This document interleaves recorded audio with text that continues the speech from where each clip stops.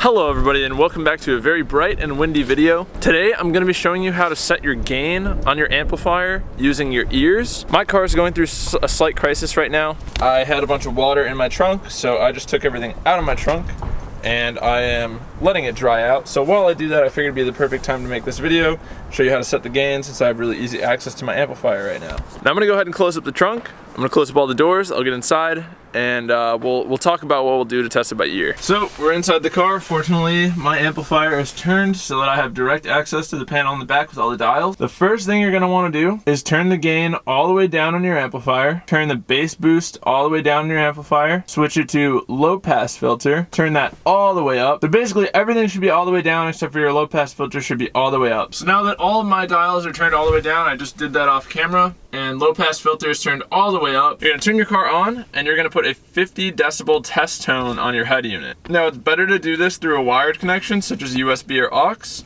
but if you don't have that option, you only have Bluetooth, you could do that, or if you use a CD, that's even better with a 50 hertz test tone. I'm gonna go ahead and get that set up for myself now. Okay, so I put on a 50 hertz bass test. Now what I'm gonna do is, since the amp gain is turned all the way down, I'm gonna turn this up to my desired volume. So that would be whatever I typically consider like the loudest volume I'll play this head unit at. This is just how I do it. This might not be the proper way to do it, so don't take my word for it 100%, but it usually works the way that I do it, so take it for what it is.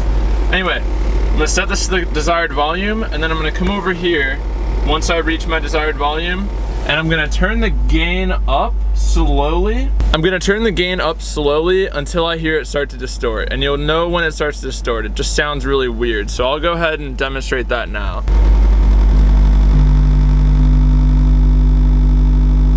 That's typically as loud as I'll go. And now I'm just gonna come back here and adjust the gain up or down.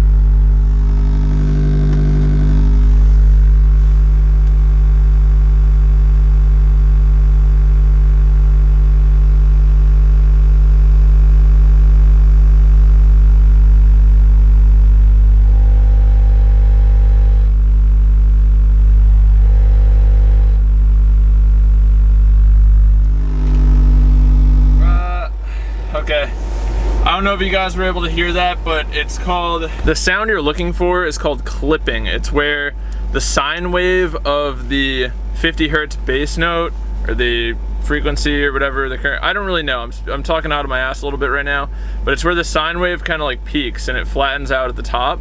That's that noise where, like, as you're turning it up, it'll be like you can hear it change tone very clearly. That's what just happened, so I knew to turn the gain a little bit back down. This is probably really hard to follow. I'm trying to do my best to explain it, but that's essentially how you do it. So you turn your head unit up to your desired volume, you slowly increase the gain until you hear it clip, which is like distortion. You'll hear it, and then you back it down a tiny bit. That's how you do it by ear. Now you can go ahead and set your low pass filter. Honestly, like, the best place to put it most of the time is at about 80 to 90 hertz. Possibly even a little bit lower, 70 to 80 hertz. That's where I like to set mine. I just pretty much put it there all the time no matter what.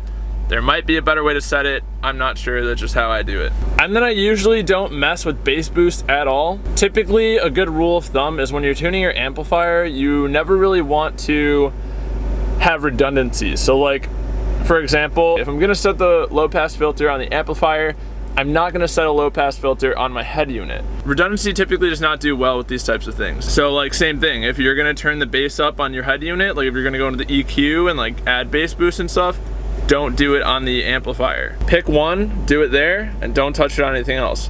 So I leave the bass boost all the way down on my subs so that I have a little bit of room to wiggle on the head unit. All right, boys, so I realized that was probably a pretty sloppy explanation, but I did just want to clarify on one thing before I end today's video. I wanted to explain what a low pass filter is because it might not have been very obvious how I explained it in the video. A low pass filter basically just stops your subwoofers from playing any frequencies higher than what you set it to. So if you set it to 80 hertz, it's not playing 81, 82, or 100 hertz. It's gonna play from whatever the lowest frequency it can play up to 80 hertz. That's why it's a good thing, because it helps your sub's efficiency and helps it only do what it's supposed to be doing and not try to play what your mids and what your tweeters are going to be responsible for. So that's what a low pass filter is. That's pretty much all I wanted to say. I hope this video helps you. And then also another disclaimer from the beginning, like, I'm not an audio expert. This is just how I do it. It might be wrong. If it is wrong, please let me know in the comments.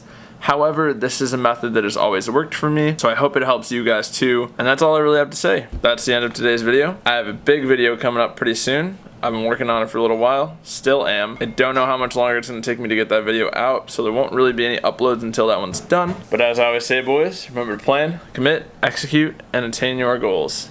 Bye.